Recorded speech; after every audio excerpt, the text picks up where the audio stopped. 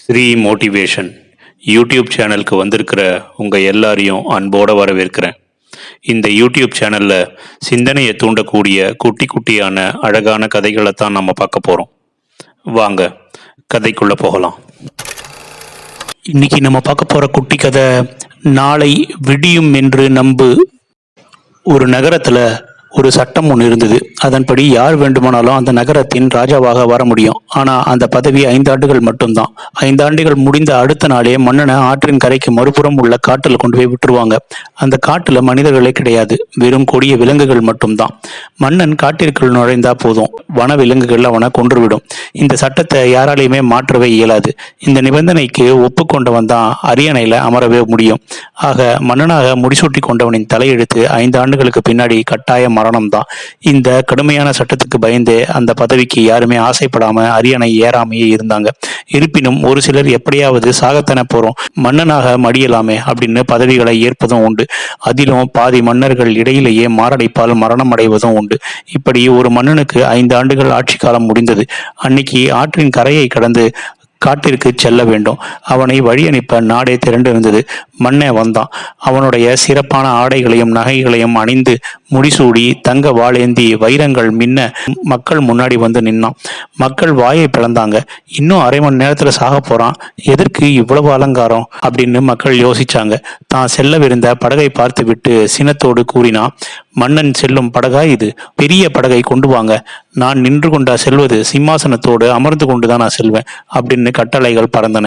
காரியங்கள் நடந்தன. சற்று நேரத்துல அலங்கரிக்கப்பட்ட அழகான படகு ஆற்று நீரை கிழித்து கொண்டு மறுக்கரையை நோக்கி பயணித்தது. மக்கள் திகைத்து நின்றாங்க. மன்னன் கையசைக்க பயணமும் தொடர்ந்தது. மிகுந்த அதிர்ச்சி அடைந்தான் படகோட்டி. அவன் மன்னனை பார்த்து கேட்டான், மன்னா, நீங்க எங்க செல்றீங்கன்னு தெரியுமா அப்படின்னு கேட்டான். அதற்கு மன்னன் சொன்னான், தெரியும், மறுக்கரைக்கு போறேன் அப்படின்னு. அங்க சென்றவர்கள் திரும்பி இந்த நகரத்திற்கு வந்ததே இல்லை, அது உங்களுக்கு தெரியுமா அப்படின்னு கேட்டான். தெரியும், நானும் திரும்ப இந்த நகரத்திற்கு வரப்போவதே இல்லை அப்படின்னு அந்த மன்னன் சொன்னான். பின்ன எப்படி உங்களால இவ்வளவு மகிழ்ச்சியாக இருக்க முடியுது அப்படின்னு கேட்டான். அதற்கு மன்னன் சொன்னான், அதுவா, நான் என்ன செய்தேன்னு தெரியுமா? ஆட்சிக்கு வந்து ஓராண்டு முடிவுல 1000 வேட்டைக்காரர்களை காட்டுக்கு அனுப்பினேன். அவர்கள் கொடிய விலங்குகளை வேட்டையாடி கொன்று விட்டாங்க. 2ஆவது ஆண்டு முடிவுல விவசாயிகள் போனாங்க, காட்டை திருத்தி உழைச்சாங்க. இன்னைக்கு அங்க ஏராளமான தானியங்களும் காய்கறிகளும் விளைஞ்சு கொண்டிருக்கு. 3ஆம் ஆண்டு முடிவுல 1000 கட்டிடக்கலை வல்லுநர்கள் தொழிலாளர்கள் போனாங்க. இன்று வீடு வாசல் அரண்மனை அந்தப்புறம் சாலைகள் அப்படின்னு எல்லாமே தயாராக இருக்கு. 4ஆம் ஆண்டு முடிவுல 1000 அதிகாரிகள் சென்றாங்க. நிர்வாகம் சீரடைந்து அந்த 4000 பேரும் தங்கள் மனைவி குழந்தைகளோடு சென்று அங்கு வாழ்ந்து கொண்டிருக்காங்க. இப்போது நான் காட்டிற்கு போகவில்லை, என்னுடைய நாட்டிற்கு தான் நான் போறேன். சாக போகவில்லை அப்பா, வாழப்போகிறேன், அதுவும் மன்னனாக ஆளப்போகிறேன் அப்படின்னு சொன்னாரு. அந்த படகோட்டிக்கு பயங்கர அதிர்ச்சி. உனக்கு ஒருவேளை அரண்மனை படகோட்டி வேலை வேண்டும்னா இந்த படகோடு அங்க வேலைக்கு வந்து சேர்ந்துரு அப்படின்னு சொன்ன உடனே அந்த படகோட்டி ரொம்பவும் சந்தோஷமா அவரை பார்த்து ஆச்சரியமாகவும் பார்த்து கொண்டிருந்தான். ஒரே ஒரு கேள்வி மட்டும்தான் நம்ம இதுல இருந்து எடுத்துக்கொள்ளலாம். மன்னனின் வெற்றிக்கு காரணம் என்ன? பல காரணங்கள் இருந்தாலும் குறிப்பாக 2ஐ நாம கூறலாம்.